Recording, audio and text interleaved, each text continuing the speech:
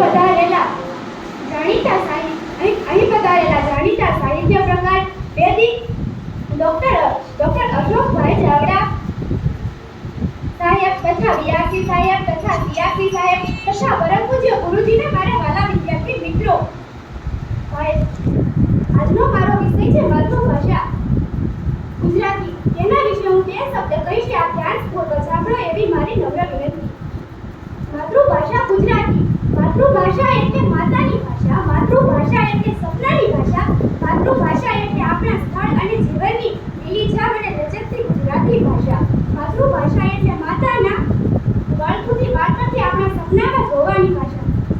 ત્યારે આપણી જીવનની ભાષા.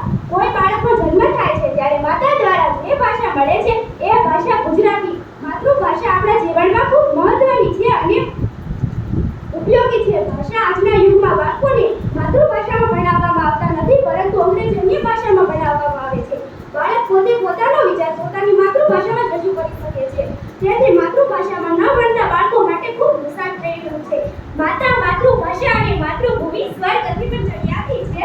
માતા માતૃભાષા અને માતૃભૂમિ સ્વર્ગથી પણ ચડિયાતી છે. માતૃભાષા આપણા જીવનમાં ખૂબ મહત્વની ભાષા છે. આપણી માતૃભાષા પ્રેમના લાગણીશીલ હોય છે.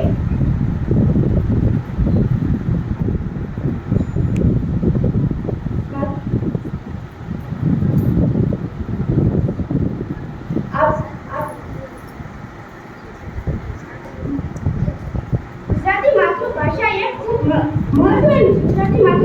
એ ખૂબ મહત્વની છે. આજની આ સરકાર ગુજરાતી માતૃભાષા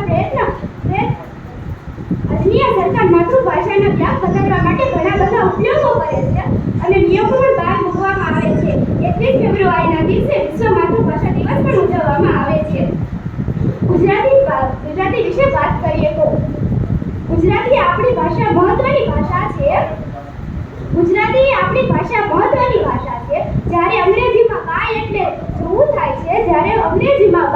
જવું થાય છે, ગુજરાતીમાં જવુંને બદલે આવજો કહેવામાં આવે છે. ગુજરાતીને જવુંના બદલે આવજો કહેવામાં આવે છે. ગુજરાતી માતૃભાષા એ આપણા માટે ખૂબ મહત્વની છે.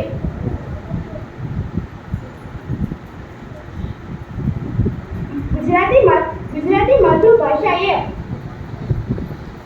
એ લોકપ્રિયની સાથે સાથે ગુજરાત માટે અનુકૂળ છે, પરંતુ આજના વિશ્વમાં અંગ્રેજી, હિન્દી વગેરે ભાષાનો ઉપયોગ ખૂબ વધારે થઈ રહ્યો છે. આજના યુગના બાળકોને માતૃભાષામાં ભણાવવામાં આવતા નથી, પરંતુ અંગ્રેજી અન્ય ભાષામાં ભણાવવામાં આવે છે.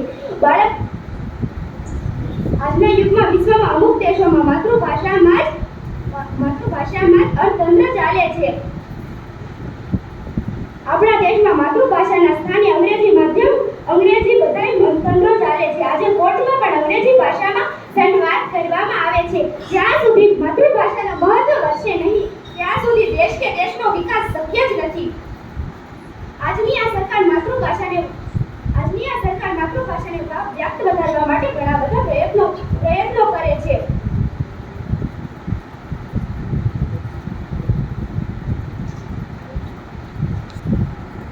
માતૃભાષા આપણા જીવનમાં ખૂબ મહત્વની ભાષા છે.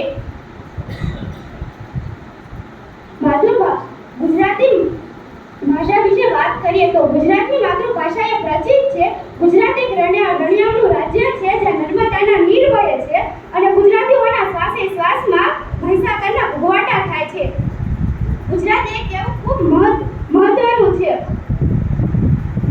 ગુજરાત વીરતાની વાર્તામાં એક નાદ ગુજરાતીનો કુમારી બાળપણની કથામાં એક સાત ગુજરાતીનો કુમારી ભારોભાર જય જય ગુજરાત ગુજરાતીનો મને મારી માતૃભાષા પર ગર્વ છે. ગુજરાતી ધરતી પર નરસિંહ મહેતાના ભજનો, મીરાબાઈના ભજનો, અખાના છપ્પા વગેરે ગુજરાતીમાં થયેલ છે. ગુજરાતી માતૃભાષામાં કરેલ અભ્યાસ વ્યક્તિ માટે ખૂબ ઉપયોગી છે, કારણ કે દરેક વ્યક્તિને પોતાની માતૃભાષામાં પોતાના વિચારો રજૂ કરી શકે છે. મને મારા પર ગર્વ છે કારણ કે મારી માતૃભાષામાં અભ્યાસ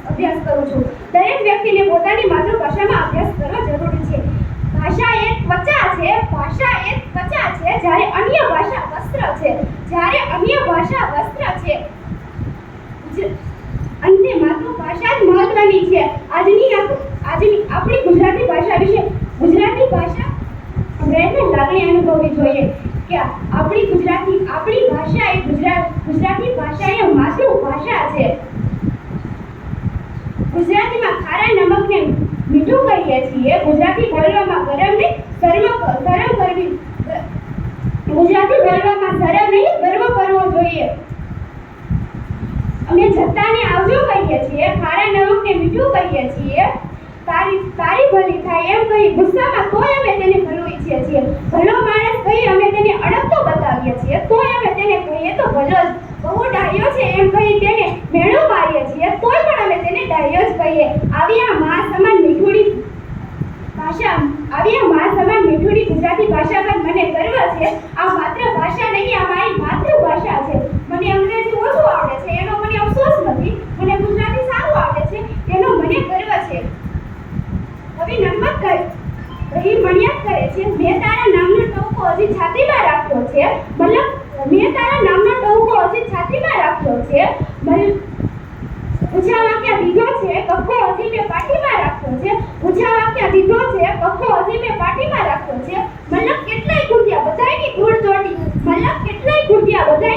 ચોટી, પણ હજી મેં મારો ધબકારો ગુજરાતીમાં રાખ્યો છે.